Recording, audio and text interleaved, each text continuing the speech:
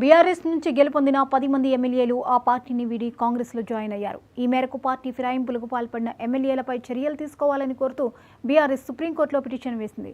ఈ మేరకు party ఫిరాయింపులను supreme సీరియస్గా తీసుకుంది. ఈ నేపథ్యంలో బీఆర్ఎస్ పిటిషన్పై ఈవేళ విచారణ చేపట్టనుంది.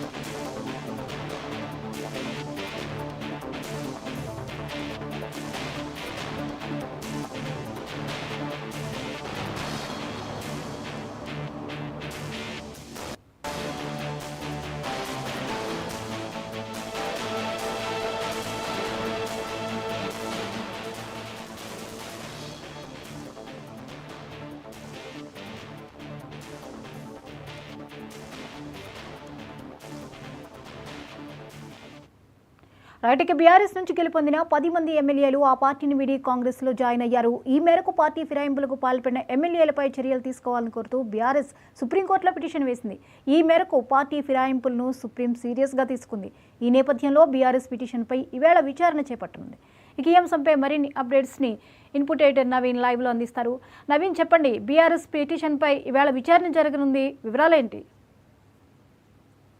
సుప్రీంకోర్టులో పార్టీ ఫిరాయింపులకు సంబంధించిన ఎమ్మెల్యేలపై ఉన్నటువంటి కేసుపై కూడా విచారణ కూడా జరిగేటువంటి అవకాశం కనిపిస్తుంది. జనవరి 15వ తారీఖున ఇటు హరీష్ రావుతో పాటు కేటీఆర్ కూడా సుప్రీంకోర్టుని ఆశ్రయించడం జరిగింది. అయితే హైకోర్టు ఇచ్చినటువంటి తీర్పు కావచ్చు, ఇటు సుప్రీంకోర్టులో ఇప్పటికే వీరు బీఆర్ఎస్ పార్టీకి సంబంధించినటువంటి ఎమ్మెల్యేలు కూడా వారు పిటిషన్ కూడా దాఖలు చేయడం జరిగింది. పార్టీ నుంచి 10 మంది ఎమ్మెల్యేలు ఫిరాయింపు చేశారు, వారు పార్టీ మారారు, ఖచ్చితంగా వారిపై చర్యలు కూడా చేపట్టాలని చెప్పేసి కూడా గతంలో అసెంబ్లీ స్పీకర్ కూడా కలవడం జరిగింది. కానీ స్పీకర్ ఎటువంటి నిర్ణయం తీసుకుపోవడంతో వీరందరూ సుప్రీంకోర్టు కూడా ఆశ్రయించడం జరిగింది. అయితే సుప్రీంకోర్టులో ఈ నెల మొదటి వారంలో విచారణ జరిగినటువంటి సమయంలో మాత్రం సుప్రీంకోర్టు అసెంబ్లీ స్పీకర్పై కూడా కొంత సీరియస్గానే తీసుకోవడం జరిగింది. ఎందుకు చర్యలు తీసుకోవట్లేదు, దానికి సంబంధించినటువంటి సమయం ఇంకా ఎన్ని రోజులు కావాలి మీకు అని చెప్పేసి సుప్రీంకోర్టు కూడా అడిగినటువంటి నేపథ్యంలో కొంత సమయం కావాలని చెప్పేసి ఇటు ఆ ప్రభుత్వం తరపునటువంటి లాయర్ కూడా వారు ఈ అంశాలపై కూడా ప్రస్తావించడం జరిగింది. కానీ సుప్రీంకోర్టు ఒకటే చెప్పింది, అంటే వీరు ఎమ్మెల్యేల పదవీ కాలం పూర్తయినంత వరకు కూడా ఇదే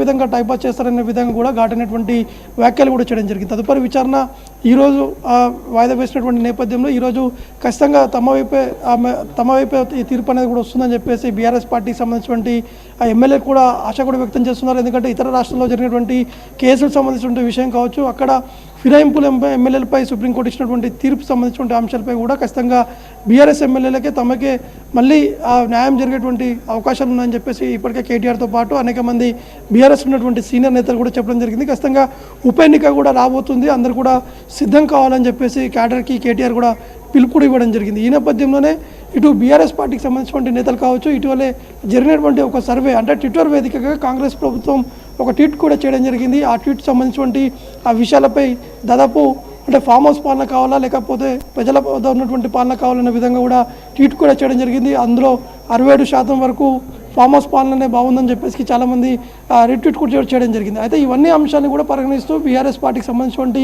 నేతలందరూ కూడా దీనిపైనే ఫోకస్ కూడా పెట్టడం జరిగింది. పార్టీ మారినటువంటి 10 మంది ఎమ్మెల్యేలు అవుతున్నారో ఆ నియోజకవర్గాల్లో ఖచ్చితంగా ఉప ఎన్నిక కూడా జరగబోతుంది. ఖచ్చితంగా మళ్ళీ బీఆర్ఎస్ ఆ స్థానాల్లో కూడా గెలిచేటువంటి అవకాశాలు ఉన్నాయని చెప్పేసి బీఆర్ఎస్ పార్టీకి సంబంధించినటువంటి నేతలందరూ కూడా ధీమా కూడా వ్యక్తం చేయడం జరుగుతుంది. సరిగా మరి కాసేపట్లోనే 1 లేదా 1:30కి ఈ అంశాలపై ఫిరాయింపులకు సంబంధించినటువంటి అంశాలపై కూడా విచారణ కూడా వచ్చేటువంటి అవకాశం కనిపిస్తున్నాయి.